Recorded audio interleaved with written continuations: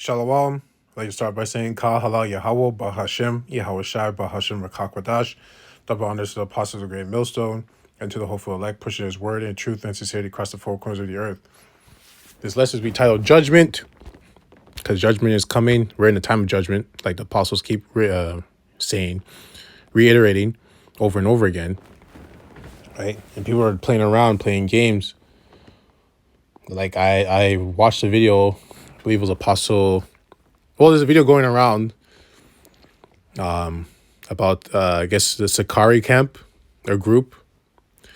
They had their Passover at a strip club. I'm just in my, I'm seeing what the elders and the apostles are saying. It's just, it makes total sense. Like, why would you do that? Why would you think logically, okay, a solemn time, a time of remembrance about what happened in Egypt, and you think, okay, let's go do this at a strip club, and apparently they were wearing garments. I haven't seen the video of them of showing them exactly, but I have heard from apostles that said that they were wearing garments. So you not more. Well, one, you went to a strip club during the Passover, and then two, you're wearing your garments, and then you're rebuking and reproving women that were there. It's like, what?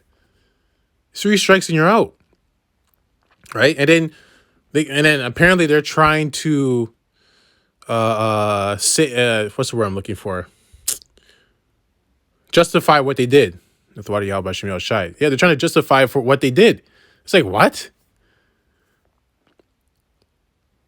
Right? Because they're going to say, well, technically we're not breaking the laws. Technically they are. If you want to go actually in the law of what it says about what happens during the Passover, what you're supposed to be doing, you're supposed to stay inside. You're not supposed to go to each other's houses. Right? And it's not even that they went to like another brother's house. They went to a strip club. Right? And a perfect example of how to run the Passover is just look at how Yahweh Shai did it. He had his 12 apostles, he had the apostles with him. One betrayed him, but he had the apostles with him. They're just at the place, and they were, drinking wine, eating bread, and they're just together, staying in like-minded, and I don't know how you can justify going to strip club. Anyways, the point is that the Most High loves judgment, right? And if you're in the truth, you should love judgment too, right? Because people have to be judged for what they do. You can't just get away with things. That's not the way things work. The Most High said he loves judgment, and on top of it, he's not an author of confusion. If you do something wrong, you will catch judgment. You'll be punished for it. Just like with your kid. You do something wrong, I'm going to punish you. So you understand not to do this again. Now, eventually, if you keep doing the same thing again, or eventually the judgment you're going to get is going to be serious. Sometimes the kid, you have to kick them out of the house or call the cops on them, right? In ancient times, they would kill them. They could be stoned to death. So, it's serious. And you're dealing with the Most High. You're dealing with Yahweh Hashem Yahweh Shai.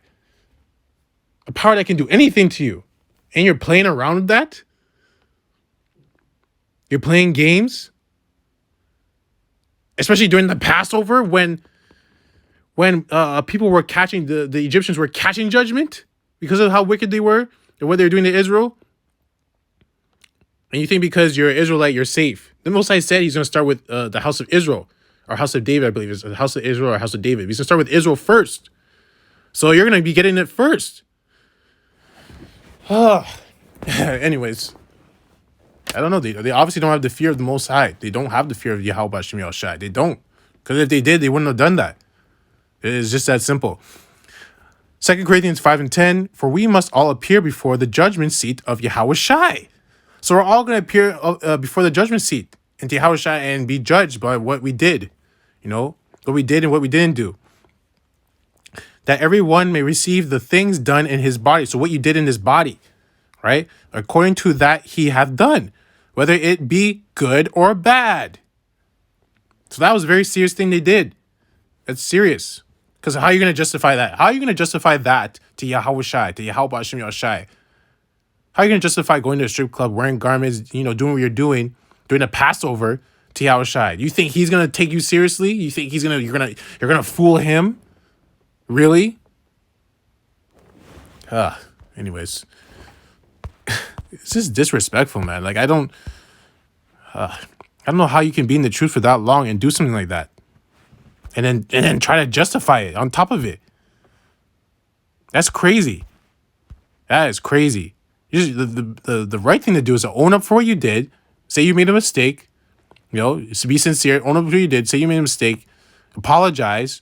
Catch the judgment you get from whoever, your elders, apostles, whoever, what they say to you. Take it because you messed up and don't do it again.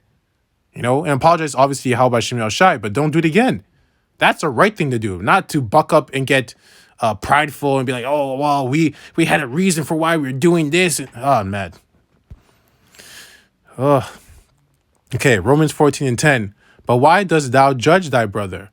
Or why dost thou set at naught thy brother? For we shall all stand before the judgment seat of Yahweh Shai. Right? Because at the end of the day, if you really judge someone, a brother, or you treat him a certain way, at the end of the day, the Most High is going to judge you for what you're doing. Right? So we're all going to be judged. So you have to make sure you're doing the right thing. Right? And for the fear of the Yahweh Shem Yashai, you're going to be very careful with your steps. You're not going to just step crazy everywhere or straying from that path. You're going to be very careful with every step. Think about every step you take, everything you do, right? Because you're afraid of making a wrong step because you know what could possibly happen to you. Man, you guys are, man, I don't know. That's crazy. That's actually crazy. Yeah, that's serious. That's serious. That's very serious. You guys are playing a dangerous game. Galatians 6:7. Be not deceived. Yahweh is not mocked. For whatsoever a man soweth, that shall he also reap. Sheesh. Oh, man. Okay, I'll even keep reading. For he that soweth to his flesh shall of the flesh reap corruption, but he that soweth to the Spirit shall of the Spirit reap life everlasting. So they were sowing to the flesh. They weren't sowing to the Spirit, going to a strip club during the Passover. During the Passover, they thought that was the right move. Go to a place that's full of flesh. Women half naked. Right? They thought that was the right place to sow their seeds. Oh, man. You guys are playing a dangerous game, man. Very dangerous game. Very dangerous game. Anyways, Most High is going to judge them for that. There's no way they're not going to get judged for that. That's crazy. John 9:1. And as Yahushua passed by, he saw a man which was blind from his birth. And his disciples asked him, saying, Master, who did sin, the man or his parents, that he was born blind? Right? Because the apostles wanted to know, or the disciples at the time wanted to know, who sinned? Was it his parents or the man? Because they understood reincarnation, right? Because how could the man sin if he was born blind? Right? So obviously it was something he did in his past life. Right? Yahushua answered, neither have this man sinned nor his parents, but that the works of Yahweh should be made manifest in him.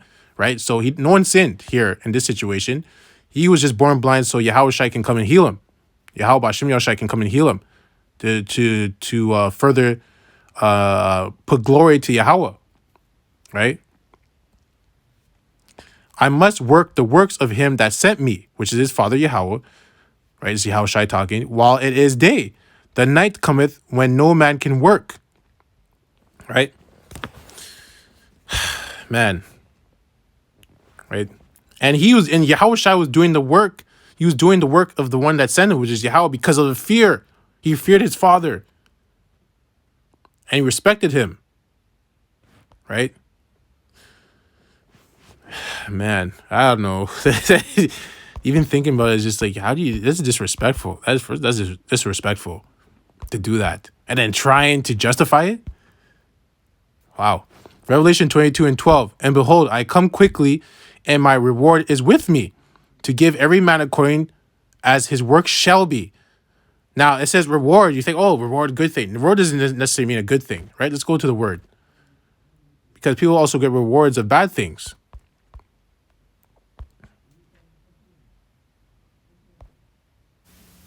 Strong's G 3408, Misthos. Misthos. Dues paid for work. right? So if you didn't put any work, you're not getting any pay, right? Wages higher, right? So money, currency, reward, used of the fruit naturally resulting from toils and endeavors, right? In both senses, rewards and punishments, right? So it goes both ways.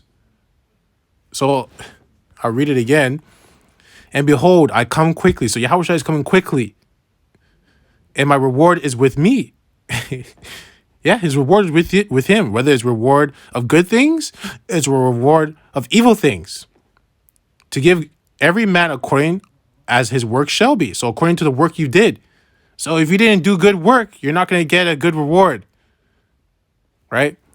So yeah, I just wanted to talk on that because that's very serious, man. You can't be playing games. Especially if you've been in the truth for that long. Like, it shows what you're really doing when you're by yourself. What are you really thinking about? What are you really meditating on? Are you meditating on the kingdom, about being righteous, about cleaning yourself so Yahushua will take you into the chariots? Because this chariot's clean. It's cleaner than Mr. Clean. So he doesn't want filthy, dirty things in there. That's why your bodies have to be changed. The corruption must inherit incorruption, roughly paraphrasing, right? So that's why you have to be changed, just so you can get into the chariots. That shows you how clean it is. And Yahushua is perfect. So if you think you're perfect, then, well, clearly, if you think you're perfect, you're not going to be, what's the word I'm looking for? Have the urgency to clean yourself, That's crazy. That's crazy. That's crazy, man, that they did that. That's crazy. Anyways, the point has been made to the hopeful elect, the ones that are sincere in pushing the word and truth and trying to correct themselves and be one of that number that's going to be taken from this filthy place, right? Right? And I'd like to close out by saying, Ka halal Yahweh ba Hashem, Yahweh Shai ba Hashem Rakah Kodash. Double honors to the apostles of the great millstone and to the hopeful elect pushing his word in truth and sincerity across the four corners of the earth. Death and destruction to his wicked kingdom and the 2/3 as well. Kwam Yasharallah Abad Babal Shalom.